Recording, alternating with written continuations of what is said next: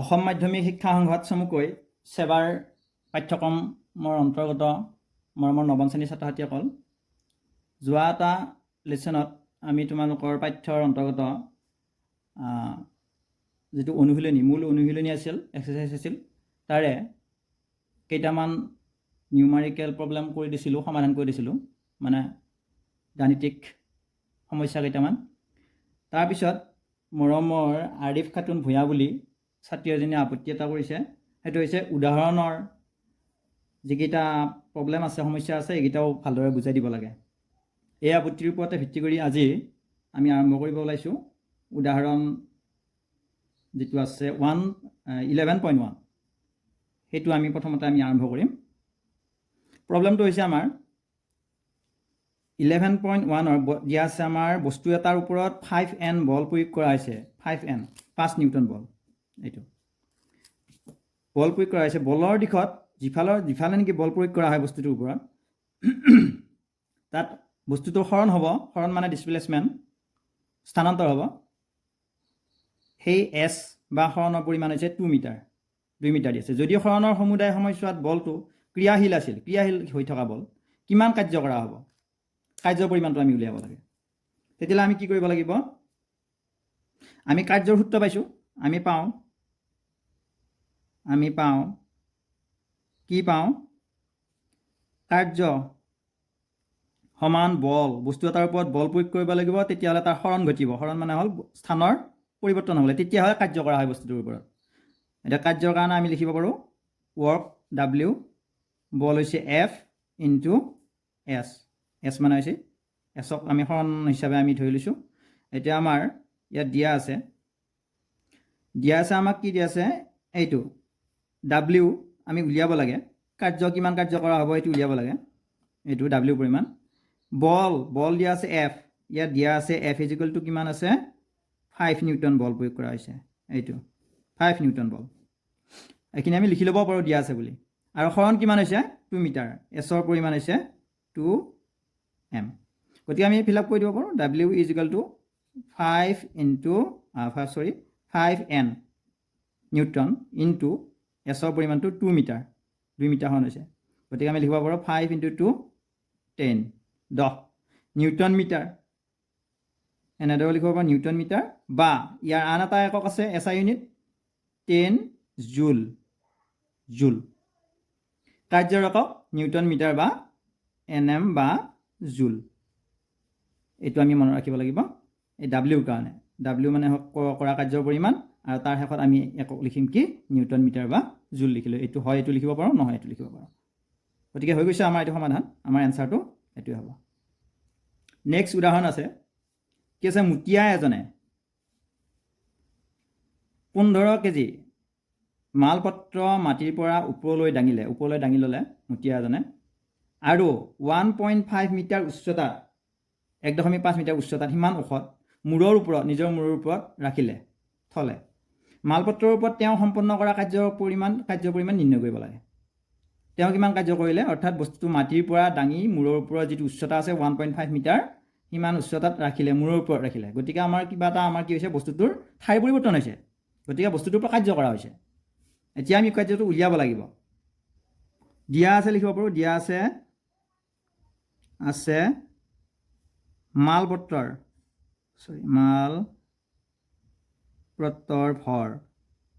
ভৰক আমি m হিচাপে লওঁ স্মল m ভৰ কিমান দিয়া আছে 15 কেজি 15 কিলোগ্ৰাম তাৰ পিছত আছে আমাৰ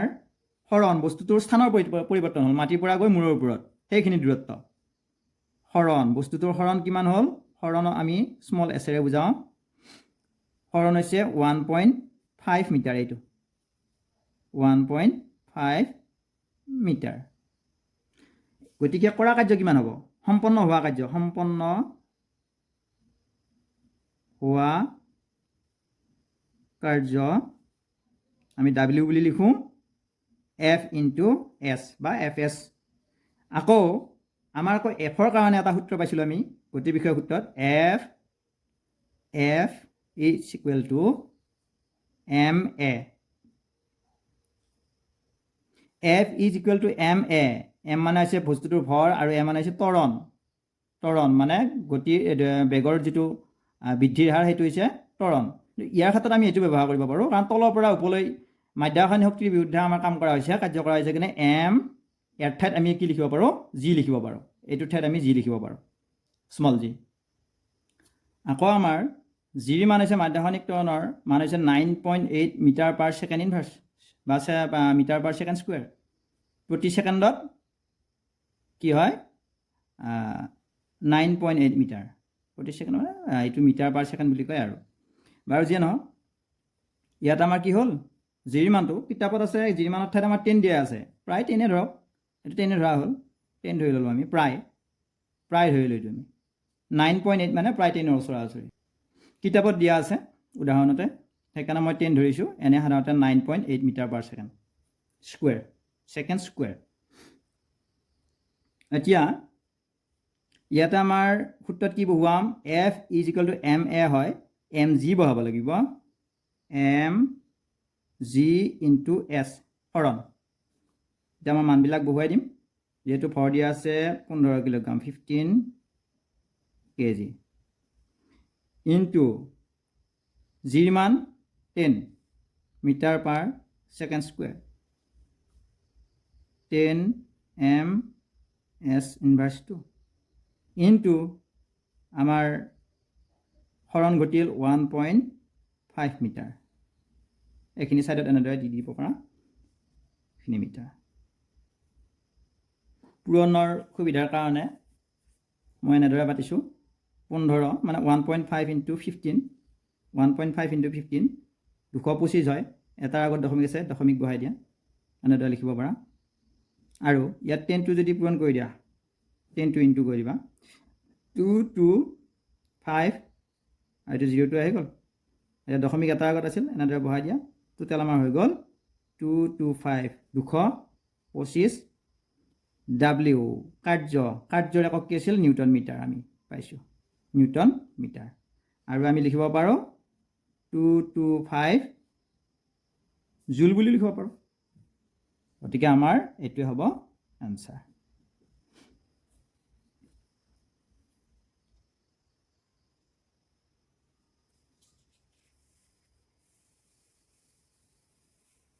ভালদৰে নোট কৰি ল'বা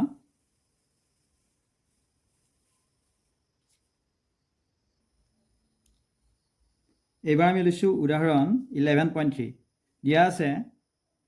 15 কেজি ভৰৰ বস্তু এটাই 4 মিটাৰ পাৰ ছেকেণ্ড সুষম বেগেৰে গতি কৰিছে সুষম বেগ আছে কিন্তু বস্তুটো সকলো সময়তে বেগ একে আছে বেগৰ পৰিৱৰ্তন হোৱা নাই 15 কেজি ভৰৰ বস্তু এটা বস্তুটোৱে লাভ কৰা গতি শক্তি কিমান কাইনেটিক এনাৰ্জি উলিয়াব লাগিব আমাৰ কাইনেটিক এনাৰ্জিৰ সূত্ৰটো আমি পাইছোঁ E K energy K kinetic বুজায় energy is equal to half M V square এইটো মনত ৰাখিবলগীয়া সূত্ৰ কাইনেটিক এনাৰ্জি বা গতি শক্তিৰ এইটো গতি শক্তি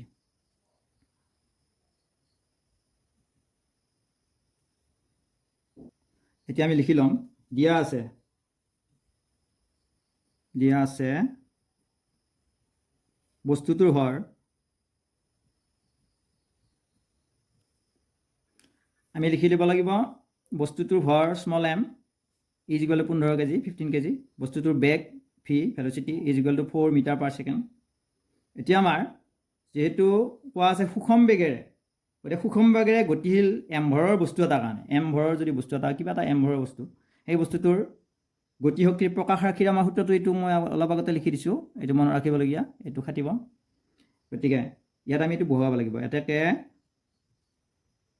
গতি শক্তি ই কে শক্তি ই কে মানে হ'ল কাইনেটিক গতি শক্তি is equal to half small M small V square ইয়াত আমি মানখিনি বহুৱাই দিম হাফটো ৰাখিলোঁ ইনটু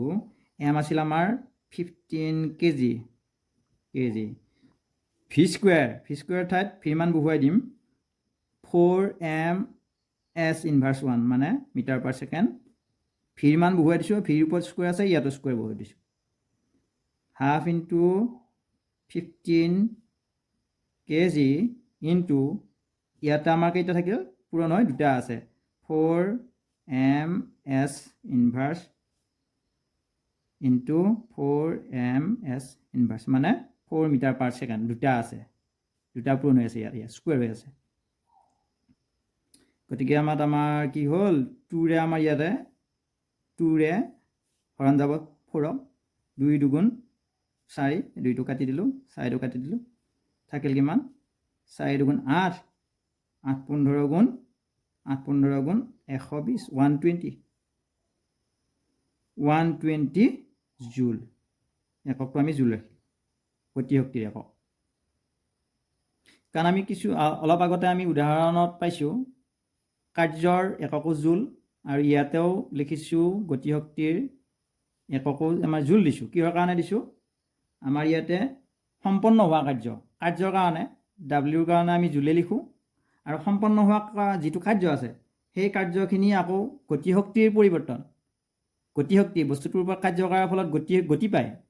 গতিকে সেই গতি শক্তিৰ যি পৰিৱৰ্তন হ'ব সেই পৰিৱৰ্তনটোৰ ক্ষেত্ৰতো আমি কি লিখিম জুলেই ব্যৱহাৰ কৰিম আমি সেইকাৰণে এইটো এটা প্ৰশ্ন হ'ব পাৰে মনত মানে কিহৰ কাৰণে ই কেৰ ইউনিট আমাৰ জুল ব্যৱহাৰ কৰা হ'ল ডাব্লিউ বা কাৰ্যৰ এককো আমাৰ জুল লিখা হয় সেইটোৱে হৈছে কাৰণ মানে সম্পন্ন হোৱা কাৰ্যটো আমাৰ গতি শক্তিৰ যি পৰিৱৰ্তন হয় বল প্ৰয়োগ কৰাৰ ফলত সেই গতি শক্তিৰ পৰিৱৰ্তনৰ সমান সেয়েহে দুয়োটাৰ কাৰণে আমি জুল ব্যৱহাৰ কৰোঁ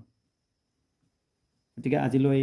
লেচনটোৰ এই উদাহৰণ তিনিটা আলোচনা কৰিলোঁ ভিডিঅ' দীঘলীয়া কৰিব নোৱাৰি সেইকাৰণে আজি ইমানতে সামৰিলোঁ আকৌ ইয়াৰ পিছত আমি নতুনকৈ ইয়াৰ ওপৰত ভিডিঅ' প্ৰস্তুত কৰিম ধন্যবাদ